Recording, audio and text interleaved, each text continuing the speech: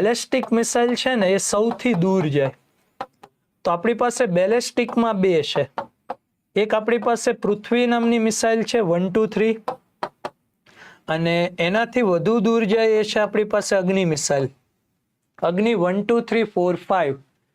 તો અગ્નિની અંદર જે અગ્નિ 5 નામની મિસાઇલ છે ને એ તો આપણી ICBM મિસાઇલ છે, ઇન્ટરકન્ટિનેન્ટલ બેલેસ્ટિક મિસાઇલ. 5000 કિલોમીટર દૂર જઈ શકે. વિચાર કરો, આખો ખંડ કૂદી જાય.